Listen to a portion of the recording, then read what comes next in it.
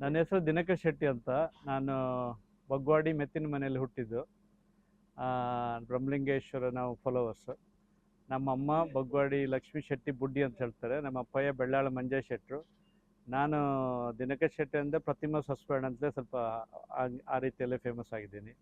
ನಾನು ಇಲ್ಲೇ ಹುಟ್ಟಿ ಬೆಳೆದು ಬಗ್ವಾಡಿ ಸ್ಕೂಲಲ್ಲೇ ಓದಿದ್ದು ನಾನು. ನನಗೆ ಯಾವಾಗಲೂ ಚಿಕ್ಕದಿಂದ ಡಾಕ್ಟರ್ ಆಗಬೇಕಂತ ಆಸೆ ಇತ್ತು.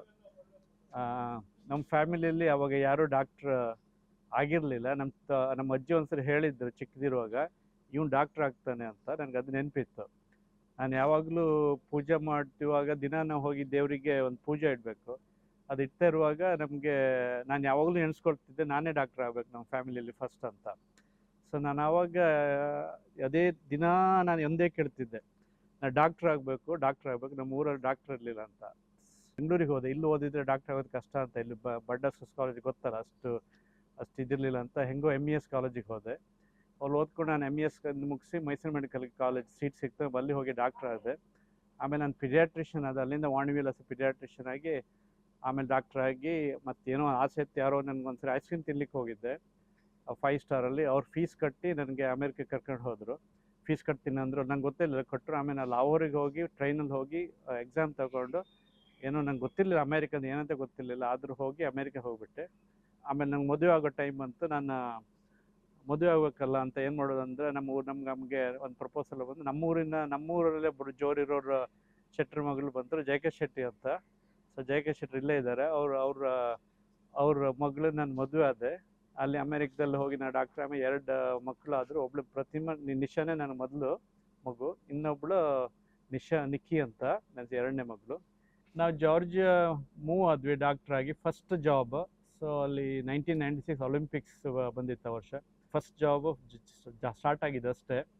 ಆವಾಗ ನಮ್ಮ ಪ್ರೆಗ್ನೆಂಟ್ ಆಗಿ ನಮ್ಮ ಮಗಳು ಹುಟ್ಟಿದಾಗ ನಾನು ತುಂಬ ಅವಾಗ ಸ್ಟಾರ್ಟಿಂಗ್ ಆಗ್ತದೆ ಅಷ್ಟೇ, ತುಂಬ ಸ್ಟ್ರೆಸ್ಸಲ್ಲಿದ್ವಿ. ಜಾಬ್ಗೆ ಇದೆಲ್ಲ ಗೊತ್ತಲ್ಲ, ಅಮೇರಿಕೆ ಹೋದಾಗ ಫಸ್ಟ್ ಟೈಮ್ ಕಷ್ಟ ಇರುತ್ತೆ. ನಮ್ಮ ಮಗಳು ಹುಟ್ಟಿದ್ದು ಆ ನ್ಯೂಸು ತುಂಬ ಖುಷಿ ಆಯಿತು. ನಾನೇ ಫಸ್ಟ್ ಇಡ್ಬೇಕಂದ್ರೆ ನಾನು 3ನೇ ಹಿಡ್ಕೊಂಡಿದ್ದಾಯ್ತು, ಮಗನ ಟಚ್ ಮಾಡಿದ್ದು. ಯಾಕಂದರೆ ಫಸ್ಟ್ ಆ ಡಾಕ್ಟ್ರ್ ಹಿಡ್ಕೊಂಡ್ರು, ಆಮೇಲೆ ನನ್ನ ಅಮ್ಮ ಪ್ರತಿಮೆ ಕೊಟ್ಟರು, ನಾನೇ 3ನೇ ಬರುತ್ತೆ.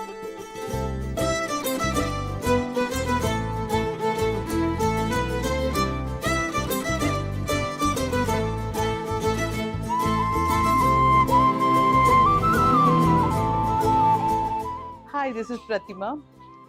I'm Nisha's mom, Dinakar's wife.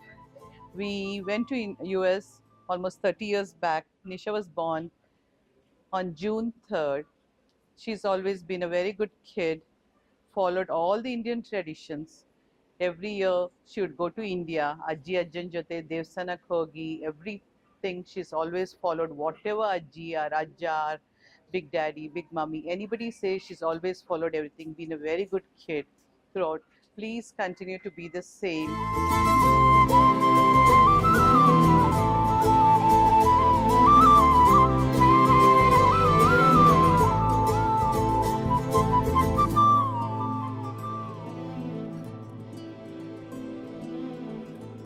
ನಾನು ಹುಡುಗಿಯ ಬಿಗ್ ಡ್ಯಾಡಿ. ನಿಶಾ ಅಂದರೆ ನನಗೆ 3ನೇ ಮಗಳು. ಅವಳು ಹುಟ್ಟಿ ಬೆಳೆದು ಅಮೆರಿಕದಲ್ಲಿ, ಆದರೂ ಹಳ್ಳಿ ಹುಡುಗಿ ಥರನೇ ಬೆಳೆದಿದ್ದಾಳೆ. ಅವಳ ಬುದ್ಧಿ, ಅವಳ ನೇಚರ್, ಅವಳದೆಲ್ಲ ನಮ್ಮ ಕನ್ನಡ ಹುಡುಗಿ ಥರನೇ ಇದ್ದಾಳೆ. ಇಂಗ್ಲೀಷ್ ಹುಡುಗಿ ಥರ ಇಲ್ಲ. ಅವಳನ್ನ ಅವ್ಳ ತಂದೆ ತಾಯಿ ಚೆನ್ನಾಗಿ ನಮ್ಮ ಇಂಡಿಯನ್ ಕಲ್ಚರಲ್ಲಿ ಬೆಳೆಸಿದ್ದಾರೆ. ನಾವು ಒಟ್ಟಿಗೆ ಅಮೇರಿಕಾಲ ಸುತ್ತಿ ವರ್ಲ್ಡ್ ಟ್ರೇಡ್ ಸೆಂಟರ್ನಲ್ಲಿ ಬದುಕಿ ಬಂದವರು ಅವಳು ಆವಾಗ ಸಣ್ಣ ಮಗು. ಆದ್ರೂ ನಮಗೊಂದು ಖುಷಿ ಅಂತ ಹೇಳಿದ್ರೆ, ನಾವು 36 hours New York to Atlanta driving ಮಾಡಿ, ಆ ಟೈಮ್ 144 ಆವಾಗೆಲ್ಲ ಎಮರ್ಜೆನ್ಸಿ ಡಿಕ್ಲೇರ್ ಆಗಿದೆ. ಅಟ್ಲಾಂಟಾಗೆ ಬರುವಾಗ ಸಣ್ಣ ಮಗು ಅವಳು. ಇವಾಗಲೂ ಹಾಗೇ ಇದ್ದಾಳೆ ಅವಳು. ಈಗಲೂ ನಮ್ಗೆ ಅದೇ ಥರ ಮಗು. ನಾನು ನಿಶಾನ ದೊಡ್ಡಮ್ಮ. ಅವರಿಗೆ ತುಂಬಾ ಒಳ್ಳೇದಾಗಲಿ. ನಿಶಾ ಮತ್ತು ರಕ್ಷಿತಿಗೆ ಒಳ್ಳೇದಾಗಲಿ. ಒಳ್ಳೆ ಹುಡುಗಿ ನಿಶಾ. ತುಂಬ ಅಮೇರಿಕದಲ್ಲಿ ಬೆಳೆದ ಥರ ಇಲ್ಲ ಅವಳು. ನಮ್ಮ ಊರಲ್ಲೇ ಹುಟ್ಟಿ ಬೆಳೆದ ಥರ ಇದ್ದಾಳೆ. ತುಂಬ ಒಳ್ಳೇದಾಗಲಿ ಅವರಿಗೆ.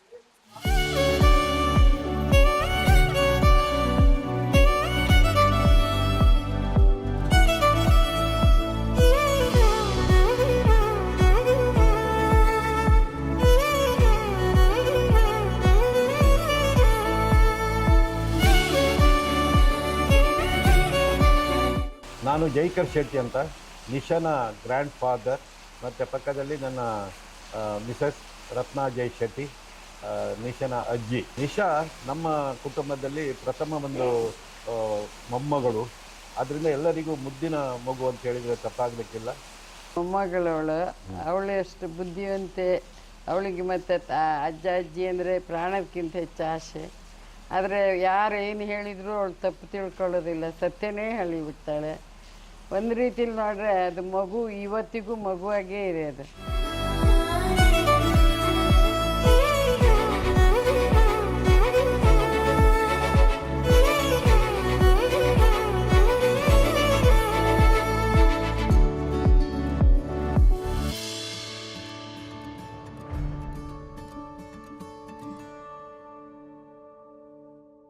ಆವತ್ತಿಂದ ಇವತ್ತವರೆಗೂ ಅವಳು ನನಗೆ ಮಗುವಾಗೇ ಇದ್ದಾಳೆ.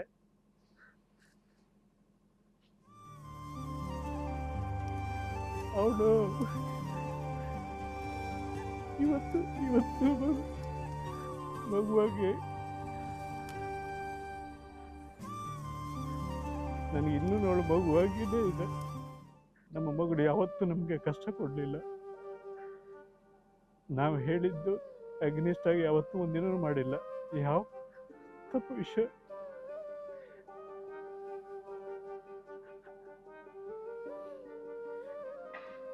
ವಿಷಯನೂ ಯಾವತ್ತೂ ಮಾಡಲಿಲ್ಲ.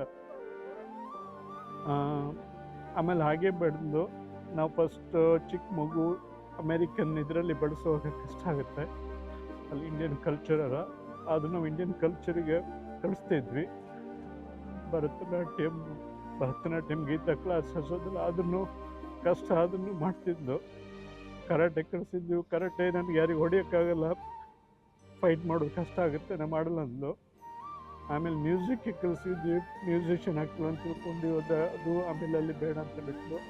ಅವಳಿಗೆ ಯಾವಾಗಲೂ ನನ್ನ ಆಸ್ಪತ್ರೆಗೆ ಹೋಗೋ ಚಿಕ್ಕ ಮಗುವನ್ನು ನಾನು ಆಸ್ಪತ್ರೆಗೆ ಕರ್ಕೊಂಡು ಹೋಗ್ತಿದ್ದೆ ಸ್ಟಾರ್ಟಿಂಗಲ್ಲಿ, ಯಾಕಂದ್ರೆ ನಾನು ಮಗುನ ನೋಡ್ಕೊಳ್ಬೇಕು ಅಂತ. ಅಲ್ಲಿ ಹೋದ ಕೂಡಲೇ ಅಲ್ಲಿ ಐಸ್ ಕ್ರೀಮ್ ಕೊಡ್ತಿದ್ರು ಹಾಸ್ಪಿಟ್ಲಲ್ಲಿ. ಅವಳಿಗೊಂದು ಕಂಪ್ಯೂಟರ್ ಸ್ಕ್ರೀನ್ ಕೊಟ್ಟು ಐಸ್ ಕ್ರೀಮ್ ಕೊಡ್ತಿದ್ರು. ಐಸ್ ಕ್ರೀಮ್ ತಿನ್ನೋದು ಅದು ಅಭ್ಯಾಸ ಆಗಿ ಖುಷಿಯಾಗಿ ಯಾವಾಗಲೂ ನಾನು ಹಾಸ್ಪಿಟ್ಲಿಗೆ ಹೋಗುವಾಗ ನನ್ನೊಟ್ಟಿಗೆ ಬರ್ತಿದ್ಲು. ಸೊ ಅಲ್ಲಿ ಹಾಸ್ಪಿಟ್ಲಲ್ಲಿ ಅವರು ಬಂದಾಗ ಐಸ್ ಕ್ರೀಮ್ ಕೊಟ್ಟು ಇಲ್ಲಿ ಖುಷಿಯಾಗಿ, ಆಮೇಲೆ ನಾನು ಪೇಷಂಟ್ ರೂಮ್ಗೆಲ್ಲ ಕರ್ಕೊಂಡು ಹೋಗ್ತಿದ್ದೆ ಅವಳನ್ನ. ಪೇಷಂಟ್ಗೆಲ್ಲ ತೋರ್ತಿದ್ದೆ ನನ್ನ ಮಗಳು ಅಂತ. ನಾವು ಚಿಕ್ಕ ಪ್ರಾಕ್ಟೀಸ್ ಓಪನ್ ಮಾಡಿದಾಗ ಅಲ್ಲಿ ಇಟ್ಕೊಂಡಿದ್ವಿ, ಆಫೀಸಲ್ಲಿ ಕ್ರಾಡಲ್ಲಿ ಇಟ್ಕೊಂಡಿರ್ತಿದ್ವಿ. ಅದನ್ನು ಎಲ್ಲರೂ ಬಂದು ಪೇಷಂಟ್ಗಳು ನೋಡಿ, ಈಗ ಎಲ್ಲ ನನ್ನ ಪೇಷಂಟ್ಗಳು ನನ್ನ ಮಗಳಿಗೆ ಮದುವೆ ಆಗ್ತಾಯಿದೆ ಅಂತ ಗೊತ್ತಿದೆ.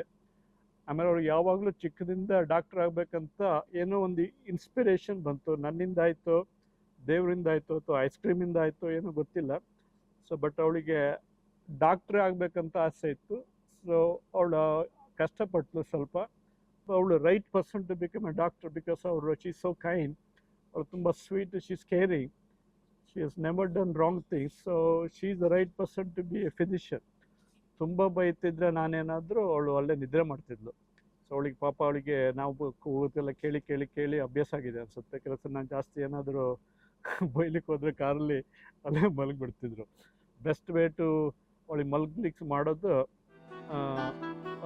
ಒಳ್ಳೆ ಬೈದ್ಬಿಟ್ರೆ ಆಯಿತು, ಆಮೇಲೆ ಸ್ವಲ್ಪ ಮಲ್ಕೊ. ಅವಳಿಗೆ ಸ್ಟ್ರೆಸ್ ಸ್ವಲ್ಪ ಕಡಿಮೆ, ಬಟ್ ತುಂಬ ಒಳ್ಳೆ ಮನುಷ್ಯ ನನ್ನ ಮಗಳು. ಅವಳಿಗೆಲ್ಲ ಒಳ್ಳೇದಾಗಲಿ ಅಂತ ನಾನು ಹೇಳ್ತೀನಿ.